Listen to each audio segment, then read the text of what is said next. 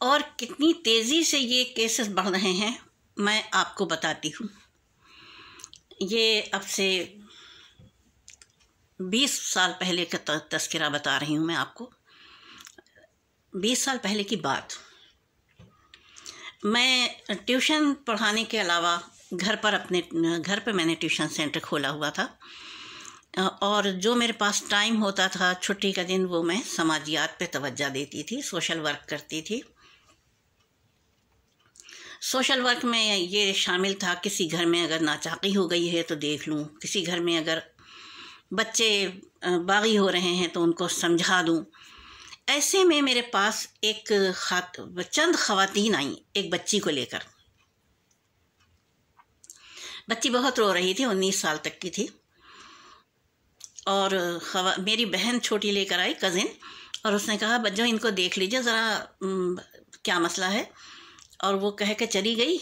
خواتین بیٹھیں میرے ساتھ ڈرائنگ روم میں، اور ہمارے درمیان جب تبادلہ خیال ہوا تو انہوں نے بتایا کہ یہ اس بچی کے رشتے آ رہے ہیں اور یہ شادی کرنے کو تیار نہیں ہے، اس کا مسئلہ سن لیجیے۔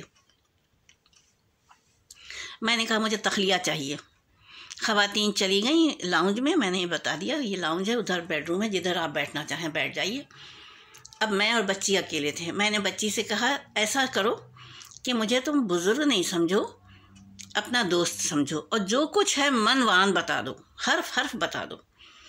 اس نے بتایا کہ انٹرنیٹ پہ اس کی دوستی ہوئی ہے اور وہ اس سے محبت کرنے لگی ہے، کچھ مہینے ہوئے ہیں، اور وہ کہہ رہا ہے کہ میں شادی کروں گا، لیکن میری 2 بہنیں ہیں، جب ان کی شادی ہو جائے گی تب میں کر سکوں گا، اور اب میری امی ضد میں ہیں کہ وہ میری شادی کریں گی کیونکہ میرے رشتے آ رہے ہیں اور میں نہیں کرنا چاہتی ہوں، میں اس کا انتظار کر رہی ہوں۔ میں نے اس بچی سے جو اس کا سلسلہ تھا، اس کا تمام کوائف پوچھے، اور میں نے کہا دیکھو بیٹا، ایسا ہے کہ رشتے آنے کی چاہے کتنی ہی خوبصورت لڑکی کیوں نہ ہو، اس کے رشتے آنے کی بس ایک عمر ہوتی ہے، پھر رشتے رک جاتے ہیں۔ تم ایسا کرو مجھے اس کے کوائف دو تاکہ میں اس سے بات کر کے کہوں کہ وہ رشتہ کر لے، سماج میں اپنا نام دے دے تم کو، بے شک وہ شادی پھر جتنے وقت میں چاہے کرے، 2 سال میں 3 سال میں۔ میں نے پھر اس کے کوائف تو لیے، میں نے کہا اگر بات کروا سکتی ہو تو بات کرواؤ۔ میرا طریقہ یہ تھا کہ میں اسپیکر آن کر دیتی تھی بات کرتے وقت ایسے کیسز میں۔ چنانچہ وہ دوسری جانب تھا، جب اس نے فون اٹھایا تو گھر میں مجھے چھوٹے بچوں کی آوازیں سنائی دیں۔ وہ کہہ کے نکلا گھر سے کہ گھر میں بات نہیں ہو سکے گی، اس لیے میں باہر نکل کے بات کرتا ہوں۔ گھر سے باہر نکل کے اس نے بات کی، جو کچھ میں نے اس سے سوال کیے اس نے جواب دیے۔ جب میں شادی کی بات پہ آئی، میں نے کہا بیٹا شادی جب تمہیں سہولت ہو تم کرنا، ابھی تم اپنا نام دو۔ وہ دوسرے شہر میں رہتا تھا، ہماری رہائش کراچی میں تھی لڑکی کی اور میری، وہ دوسرے شہر میں رہتا تھا، دوسرے صوبے میں، دوسرے شہر میں۔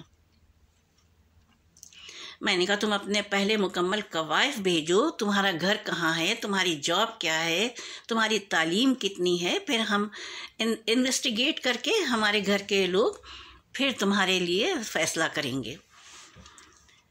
یہ بات ہوئی، کافی دیر رہی لڑکی، اور اس کے بعد اس نے کہا میں سب کچھ دیتا ہوں آپ کو، سب کچھ بھیجتا ہوں۔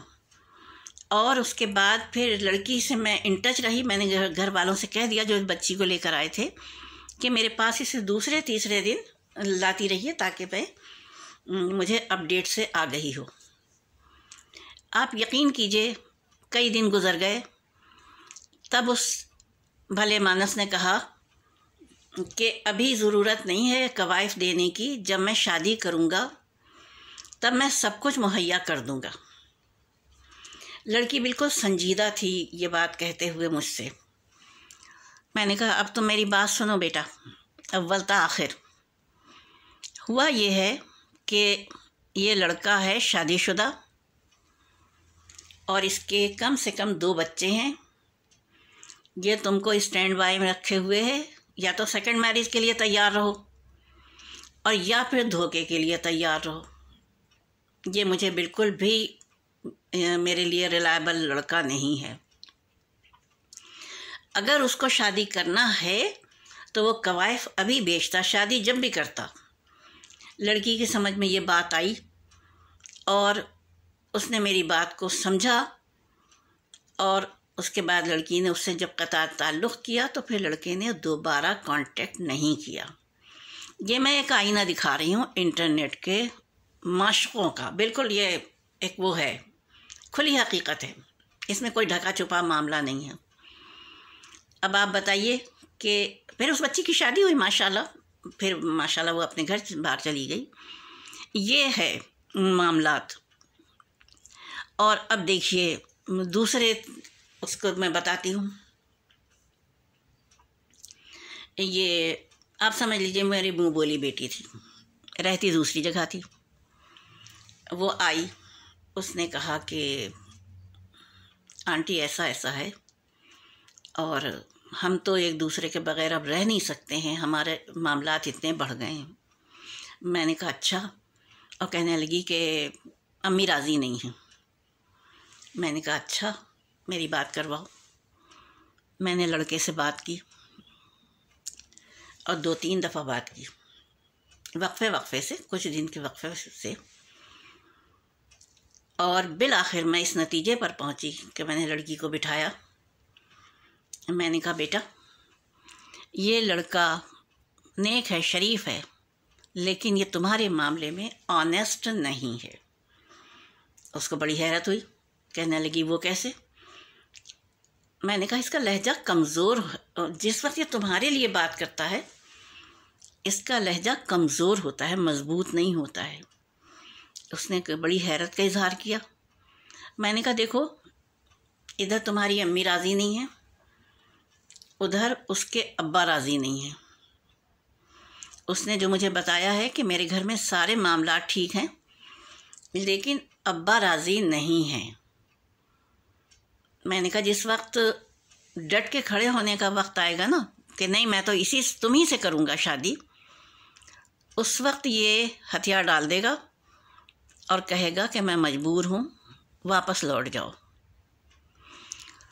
میں قسم کھاتی نہیں ہوں، لیکن میں آپ اپنے ناظرین کے آگے میں خدا کو حاضر و ناظر جان کے کہہ رہی ہوں، جیسا میں نے کہا تھا وہی پیش آیا۔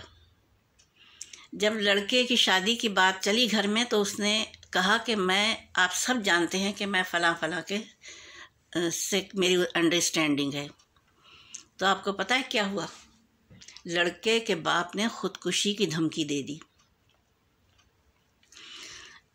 لڑکا روتے ہوئے کہنے لگا مجھے معاف کر دینا، اور یہ سلسلہ اختتام کو پہنچا، لڑکے کی شادی کر دی گئی، لڑکی یہاں ڈپریشن کا شکار ہو کے اسپتال چلی گئی۔ اب میں نے کہا کہ جب وہ آئی ہاسپٹل سے، تب میں نے کہا کہ بیٹا میں نے تم سے کیا کہا تھا کہ جب معاملات طے ہونے کا مرحلہ ہوگا یہ ہتھیار ڈال دے گا۔ اس کا لہجہ تمہارے معاملے میں کمزور ہو جاتا ہے، تمام گفتگو میں یہ ٹھیک رہتا ہے لیکن جب تمہاری بات ہوتی ہے تو یہ کمزور ہو جاتا ہے اس کا لہجہ۔ میں اس وقت کہہ رہی تھی اگر تم میری بات مان لیتی تو نوبت یہاں تک نہیں آتی، جذبات اتنی شدت نہیں پکڑتے اور تم سمجھ جاتی کہ ہاں کسی نے سمجھایا ہے۔ اب آپ بتائیے کہ یہاں پہ کس کا قصور ہے؟ لڑکی اتنے آگے کیسے آ گئی؟ کیا ماں کو نہیں معلوم تھا؟ لڑکوں کو تو چھوڑیے، لیکن لڑکیوں کو تو کم از کم اپنا معاملات کو ماں سے شیئر کرنا چاہیے۔ اگر لڑکی ماں سے کہتی تو ماں ضرور اس کو سمجھاتی، اور جب ماں کو بتایا تو ماں نے شدید مخالفت کی، لیکن اس وقت بتایا جب کہ پانی سر سے اونچا ہو چکا تھا اور واپس لوٹنے کی گنجائش نہیں بچی تھی، اور اسے واپس لوٹ جانا پڑا۔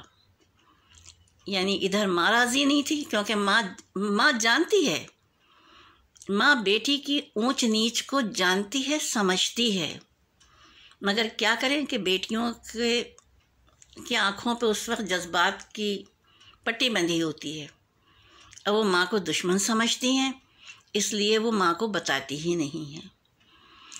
ہمارے سماج میں یہ بڑے المیے کی بات ہے اس وقت کہ ماؤں میں اور بیٹیوں میں خلیج حائل ہو گئی ہے۔ یہ خلیج نہیں ہونا چاہیے۔ بچیوں کو قریب کیجیے، ان سے کہیے کہ آپ اس کی دوست ہیں، وہ جو کہیں گی میں ضرور سنوں گی۔ ایک ماں اپنی بیٹی سے کہے میں ضرور سنوں گی تمہاری بات، تم اپنے دل کی باتیں مجھ سے کہو، تاکہ اس کے دل کے اندر جو کچھ ہے وہ آپ سے شیئر کرے، وہ سماج میں نہ بھاگے۔ جو آج یہ نوبت آئی ہے کہ ہم سب اپنا سر پکڑے سوچ رہے ہیں کہ آگے کیا ہونا ہے۔ کیا مغرب کے معاشرے کی طرح سے کہ 18 سال کے ہوں گے تو بائے بائے کہہ کے نکل جائیں گے کہ ہم کورٹ میرج کر رہے ہیں؟ یہی ہوتا ہے یہاں پہ ہم مسلمانوں میں نہیں، خدا نہ کرے، لیکن یہاں کے جو باشندے ہیں ان میں تو یہی ہوتا ہے نا۔ اس میں یہی تو ہوا ہے نا کہ وہ بیچارے نرسری میں ڈال دیے جاتے ہیں، ڈے کیئر میں پلتے ہیں، اس کے بعد پھر کورٹ میرج کرتے ہیں اور اپنے اپنے گھروں کو چلے جاتے ہیں۔ تو ہمارے یہاں ایسا نہیں ہونا چاہیے۔ ہمیں سوچنا چاہیے، اپنے سماجی ڈھانچے کو مضبوط بنانا چاہیے،